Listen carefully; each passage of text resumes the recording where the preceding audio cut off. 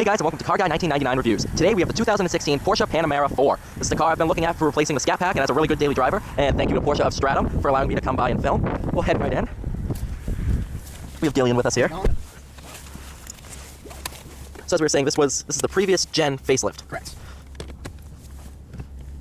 And this one's the Panamera Edition, is that? Yeah, it just gave you a couple of extra things, like sunroof, heated ventilated seats as well, just a couple of creature comfort packages. As we were noticing, this is a very luxury build. So extended leather, everything. Really, really nice build. Heated seats, ventilated seats.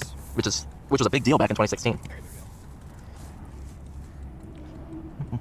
You know, it's just my luck. It always works out. That's like last week I was here when Trump was in town, and 101 was a mess. Oh yeah, that's a complete mess, especially coming town. Because I think it was either Pence that came through in Portsmouth and met Trump in Manchester, but I was following the parade all the way down 101. Oh, you were behind all that? Yeah, that was like the first car in line.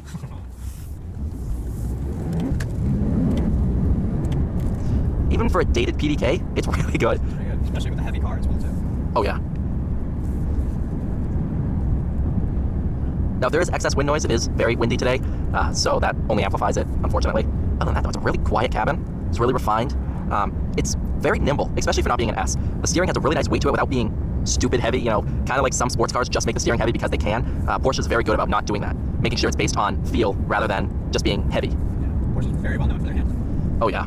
They're definitely one of, if not the best handling cars I've driven. The only car that's come close to the GT3 RS that I drove is a Performante, but it doesn't handle as well as the GT3 RS.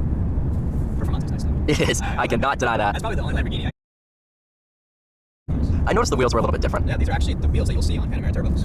Some guy paid an extra building this car. He really did want to make it look like a luxury car. And it does, especially the blue with the turbo wheels and the full leather inside. Yeah, he did a pretty good And I job. love the black. That really sets it off. Yeah. I saw one Panamera online that had, I think, this color blue with that color inside. And I'm like,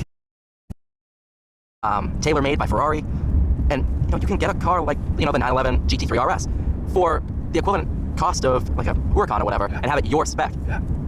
Porsches are really, really great all the way around, but the price points are still not up there when it comes to Ferraris and Lamborghinis. Absolutely. That's why they still make it pretty easy to acquire one. Exactly, and that's why, you know, a lot of, like when the Corvair came out back in the 1960s, it was the poor man's Porsche. Oh, yeah. Remember those things? And honestly, I feel like almost anyone could get a Porsche if they stretch. You can take it to your local dealership, and they can do a CPO check on it, and you get a certification on it if it passes. And that's an extra 2 years unlimited mile warranty added onto your car. So even if you bought a Panamera with 100,000 miles and did the CPO process, it would still be unlimited miles? 100,000 is the limit. 100,000 is the limit, okay. So actually, no, they just changed it. So it's 80,000 for a pre-bought car. 80,000 is the limit for CPO in the vehicle. But even so, you know, because you can get a 50,000 mile Panamera for cheap money now. It's got to pass the inspection, but if it was a good clean car and the last previous driver took good care of it, it could easily pass with flying colors. Absolutely. And I mean, honestly, I would do a PPI on a car before I bought it anyway, so if there was any big issues that, you know, would probably make it fail the CPO process. Yeah. I mean, so the PPI process is relatively the same as a CPO check process.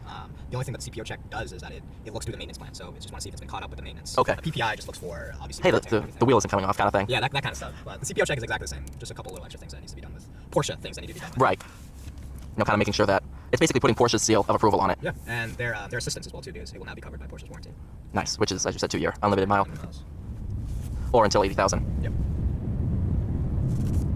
I mean, you put the transmission in automatic, it drives like a normal car. Yeah, it does. And you can just flick it to the left a little bit, take a bit. My thumb on the steering wheel and flick it. I might have small fingers, but that's just my preference. As we're pulling into the temporary dealership before you guys unveil your new remodeled location. Very excited for that. Absolutely, as am I. But thank you so much, Gillian, for allowing me to come by and drive this. Thanks for having me in the video. No, you know you're always welcome. But yeah, thank you so much for watching, guys, and have a great day.